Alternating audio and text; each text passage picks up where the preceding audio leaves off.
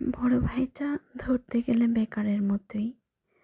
ছোট ভাইটা বিদেশ করে। বড় ভাবি দেবরকে ভীষণ স্নেহ করে, ভীষণ ভীষণ ভীষণ ভালোবাসে। প্রতিটা মুহূর্ত ভাবি দেবরের সাথে কথা না বললে থাকতে পারে না। ভাবি বন্ধু বলে সম্বোধন করে। ভাবি একটা মুহূর্তেও বাঁচতে পারে না তাকে ছাড়া।